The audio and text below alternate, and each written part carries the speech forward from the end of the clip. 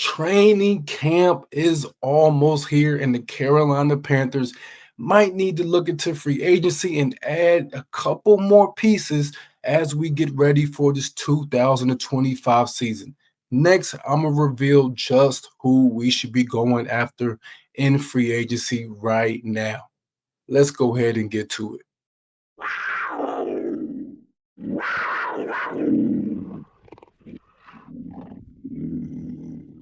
What's going on, YouTube world, ladies and gentlemen, boys and girls, Panther Nation? Welcome back to Inside P Town.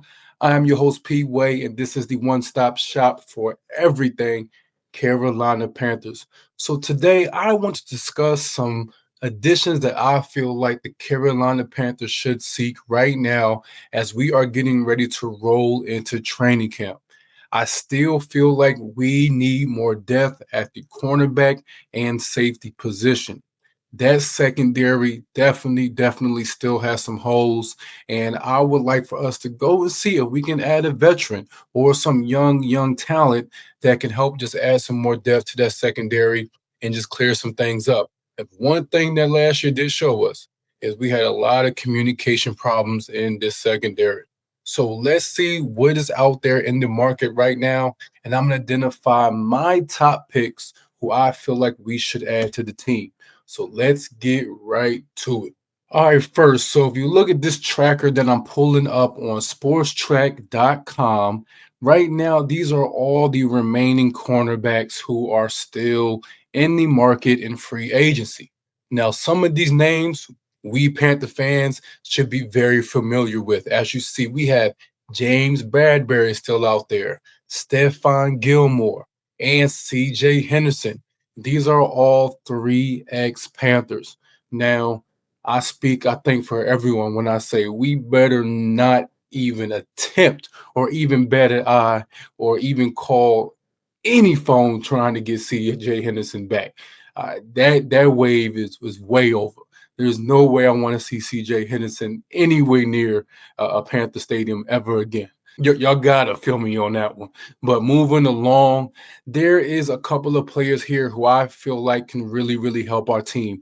And number one for me is why don't we get a revisit with Stephon Gilmore? Let's get Stephon Gilmore back. Why? Because one, he is a veteran. He has seen so much football in his 13 years of experience. He at one point was the best cornerback in the game. So he has a lot of experience and a perspective that's only just going to help our defense and our secondary. And plus, he can play the nickel position and the outside. And I like it, being that he is up there in age, if we could put him outside and then move JC as that big nickel, being that JC is a good tackler for a corner and he has that blitz ability as well. I feel like this will really bolster our secondary and just take us to that next level, especially the way Shao Smith Wade has been balling out in mandatory minicamp. Now, moving along, my second option here, let's go young. Let's get Asante Samuel Jr. As you see, this is his this will be his fifth year, excuse me. And, he's only 25 years of age. So being at the cornerback position, he has a lot of potential still and a big future ahead of him, unlike these other players on this list who are on the other side of 30. I think Asante Samuel played that nickel position with the Chargers. He played some outside as well. There are some laps in coverages, but like I said, he's still young and he still has a lot of more room to grow. So why not add some more depth and get Asante Samuel Jr.? So he's my second cornerback who I think we should pick up. And number three on this list, I will go with Kendall Fuller, who just came from Miami. The reason being is Kendall Fuller at one point was very good at that nickel spot and can definitely help as far as filling that position if Shao Smith Wade doesn't take that position by the horns.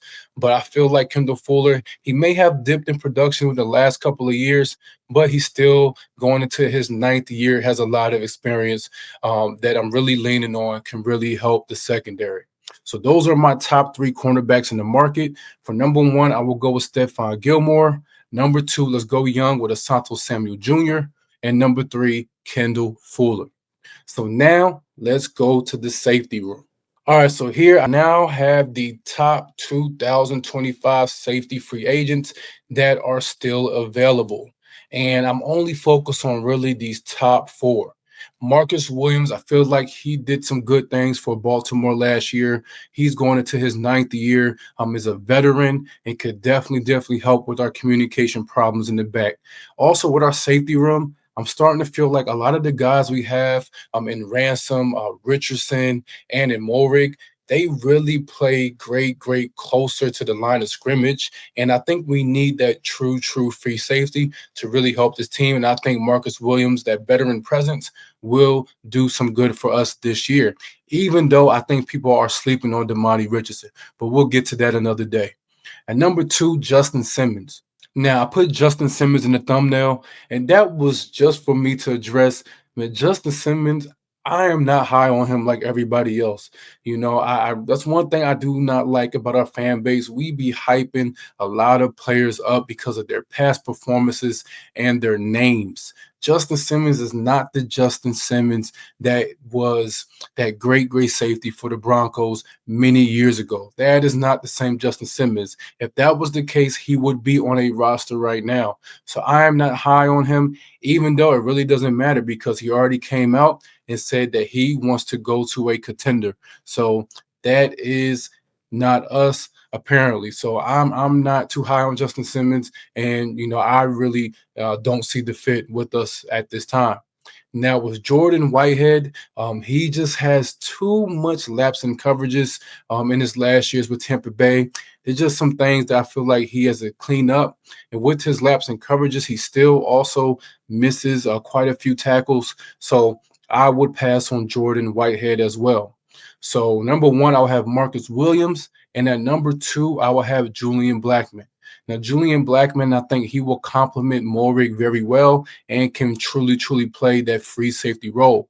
But the only thing about Julian Blackman that really hits home that I think a lot of our fans are not really considering, he has an extensive injury history. This is a guy who's been injured, I want to say, every year for the last 3 years.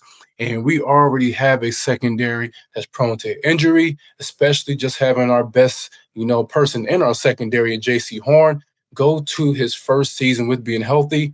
I don't want to add any more injury prone type players to our secondary.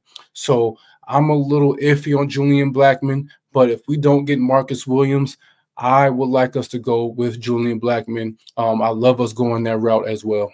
So those are my key players right now in free agency who I think will help us right now.